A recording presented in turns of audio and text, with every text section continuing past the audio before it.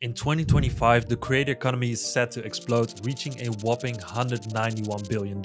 And with that, short form content is being created at an unprecedented rate. But here's the real challenge: how do you edit thumb-stopping short form content that hooks viewers instantly? Today, I'm breaking it all down. We'll go through the fundamentals of base edits, the sleek style of 2D minimalistic edits, and the high impact visuals of 3D advanced reels. Let's start with the first one: base edits. So the base edit, we're here in Premiere, and you can use any editing program for this. I'm just going to use Premiere, and I'm just going to go to new item sequence because I want a social media sequence. So let's go to social, and I'm going to use the 9:16 30 frames per second. Now I already imported some footage. You can just drag that in here, and generally this is somewhat the same with every editing program. Now I'm just going to drag this in, and I'm going to click on keep existing settings. Now we have this beautiful footage, a beautiful shot too. Let's go a bit to the beginning. And then I'm also gonna scale it back down because it's a bit too cropped. We can actually scale this. And this video is actually shot from a horizontal video. I almost always shoot from horizontal, but you can also shoot vertical. Let's move this a bit, something like this. So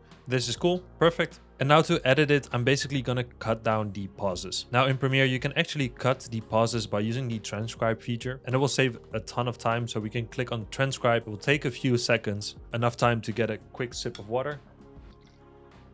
And as you can see, we can see all these pauses, basically these dots. And you can also see that this is 1.4 seconds. We can filter them out by going to the filter icon, and we can go to the search settings. And then if we click on transcript view, you can actually see the minimum pause length. We can change that to a low number. This is quite high, for example, 1 second or something. It will only cut away pauses if they're longer than this amount. I'm just going to drag this all the way down. So we basically filter out all the pauses, click on save, and then we can click again on this filter icon, and let's click on pauses. And then we can just click on delete and delete all. This will delete all the pauses, as you can see nicely. As you can see, nice and snug. And if you don't have this feature or you're using another editing program, the best way is to just, of course, go to a cutting tool like the razor tool, for example, or if you have a keyboard shortcut, even better. Because then we can, for example, cut away this pause, then select it and then delete it. And this is like selecting it and ripple deleting it. And I always like to edit with the text open because then I can see my retakes. Here you can see, aren't you tired? Aren't you tired? Aren't you tired of watching other video editors? So I already know I did this take a couple times. And here I see, aren't you again? And here, are you tired? So this means that all these first 4 I can delete. Now you can actually also select them here and then delete it. I don't like this feature that much because it's still not perfect. It sometimes leaves these small gaps out. Like for example, here you can see it. But what I do really like is to click on this word and then basically selecting all of these and ripple deleting them. And as you can see, now it just starts with, are you tired of watching? Now I do see there's a bit of a pause here. And by the way, if you want to zoom in, you can just drag this scroll bar to make it basically smaller, or you can hold Alt and then zoom in. That's also a way to do it. And if you hold Shift and then scroll, it will scroll sideways. Anyway, like I said, I want to remove this pause. So let's also cut that. And then we have a nice start. We have a nice edit. Cool. And here again, you're not alone. And then again, I see in my text, you're not alone, you're not alone, you're not alone. I did this take a few times, as you can see. That means that we can just go to this part. And as you can see, this is the last time I say you're not alone. After this, I don't say that anymore. So again, I can just select these and delete them. Again, there's a bit too much pause here, so I can also delete that. And with short form, it's just important to cut out the pauses. People's attention span is like a goldfish, so you want to keep it as short as possible. Now, as you can see, it's really gray. It needs some color correction. It needs a filter over it, and you can do that in the Lumetri color. I'm first going to go to the basic correction. I'm going to use the input LUT Alexa log to Rec 709. This will basically convert it to Rec 709. Then we can go into the creative and we can add a LUT to this, or what we can do is just go into the basic correction, maybe making it a tiny bit more warm. And we can also add a shadow tint to this or add a LUT. Like I said, it's crazy, right? Maybe this is a bit too much, and the cool thing is we're now doing this on this specific clip, but you can also do it on the source. And if you click on source and we do the adjustments here, this will mean it will be applied to the whole video.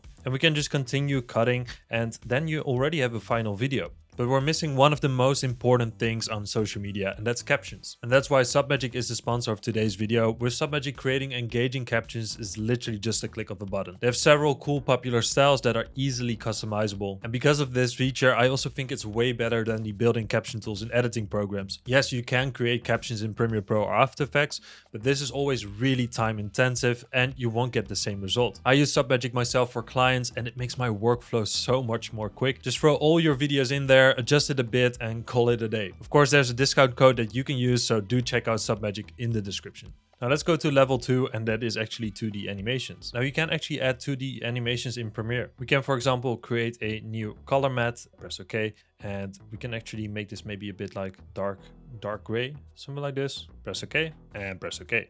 And we can now move this in, drag it in, and I'm also going to import a logo. Let's drag this logo in and we can just move this above it. Now let's go to the effect controls and then we can scale it down. And as you can see, cool logo. And we can already add some 2D animation to this. Now to animate this, we can of course set a keyframe for the position, but you can actually also go to the effects panel and add a transform. And why I prefer using a transform is because you can add motion blur and I think it always looks a bit better. So we can just drag this in, we can set a keyframe for the position, and let's go back to the beginning and let's drag this to the bottom. And if you hold shift, it goes a bit quicker. Let's move that. So if we would play this, we'll have a really boring animation, as you can see. So the first thing what we're going to do is I'm going to select these keyframes. I'm going to right click, temporal interpolation and ease in. Now it's already a bit smoother, but we can make it even more smooth by opening up this position and you can see this graph, right? Let's zoom in a bit by making this scroll bar a bit smaller, as you can see,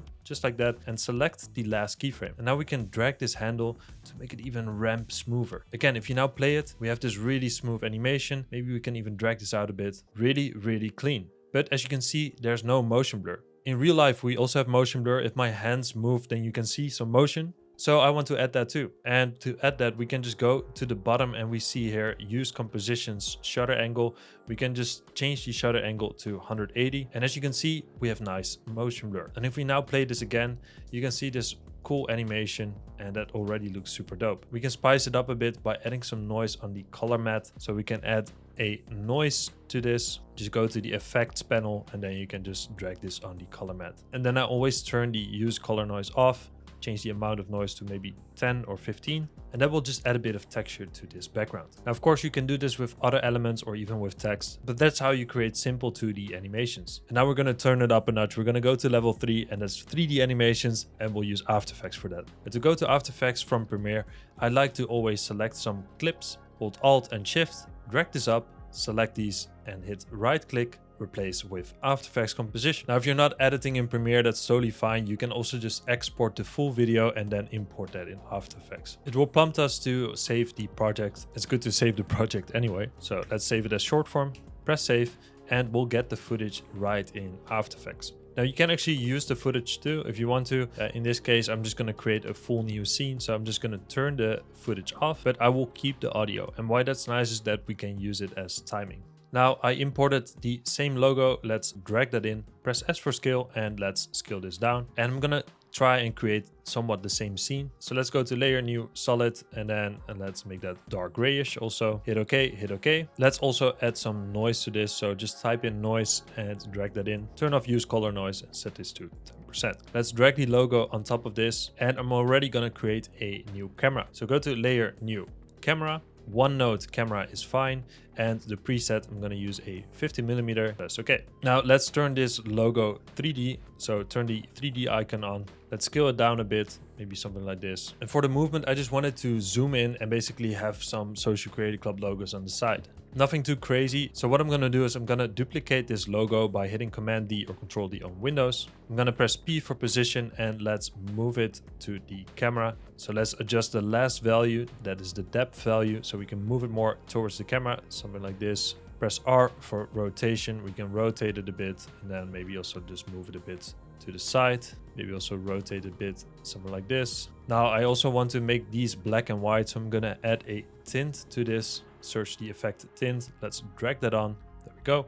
Just so they grab a bit less attention, and maybe also change the white to like a darker color, something like this, press OK. And let's just add a few. So select this one, hit Command D, and let's move it to the other side. Press R for rotation again, and let's rotate it, and maybe also move this one a bit more towards the back. So we just create a bit of depth and have these floating around. Let's do that again, Command D, and move this one down. R for rotation, cool. And again, one more R for rotation. I like it playful, maybe something like this. Cool. Now this already looks quite dope, but I actually want to make this look a bit nicer. So let's go into the camera. I'm gonna add some movement to this first. So press P for position, set a keyframe, and let's drag this out really far. I would say like 2 seconds in. And then let's move this camera. And what I'm also gonna do is I'm gonna select all the logos around. I'm gonna press P for position and drag them so they're a bit more towards the camera.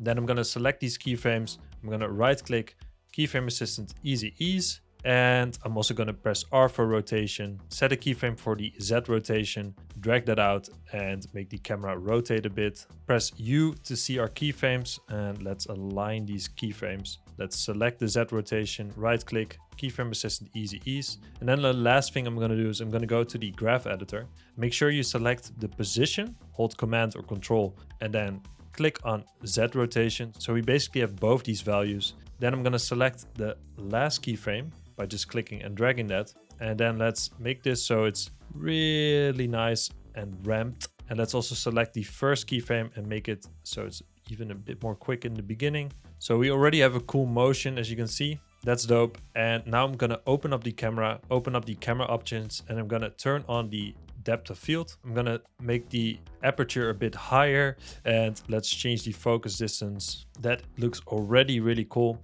Then what I'm also gonna do is I'm gonna go to layer, new adjustment layer, and I'm gonna add a vignette to this, CC vignette. Then I'm gonna turn on the motion blur, which is this icon with the circles. We can just click on those. Then I'm gonna make the center icon fade in. So let's press T for transparency, set a keyframe for this. And I might actually do this with the other ones too. Let's select them also, press T for transparency, set a keyframe, drag this out. So they basically all start with like maybe 0, maybe fully 0. Maybe I'm gonna move one of these logos even more towards the camera. So we just have a bit more movement in this. Yeah, that looks really dope. Oh, I really like that. Then I'm also gonna press P for position on the camera, hold Alt, click on the stopwatch, then just click on the background to go out of this. Then type wiggle and then open bracket 1,20. And let's see what this will look like. Let's play this quickly. It will just add a bit of a movement, as you can see. Maybe I'm gonna make it so we still see a bit of the logos in the sides. And then let's go to the original logo, press P for position, and I'm gonna move it a bit more towards the front. And this already looks super dope. I'm also gonna add a CC lens to this. So a distort CC lens, let's add that. Make sure this is above the vignette, and I'm also gonna turn the size really high. That will just add a bit of distortion in the edges. And now you learned the 3 levels of short form content: base edits, 2D animation, and 3D animation. The most important thing is now to start creating. And if you want to level up your edits even more, then do join the Social Creator Club. You'll get access to my editing course, which has deep dives on all the popular styles. And you will not only learn how to become a pro editor, you will also learn how to go to 1 to 5K a month within 30 days. I drop potential clients in there. I drop all the project files of all my tutorials in there. And there's way more, so do check it out. Link is in the description. Also a big thanks to Submagic for sponsoring this video. Their link is also in the description. Then also a big thanks to you for all the support. And then I'll see you next time. Bye bye.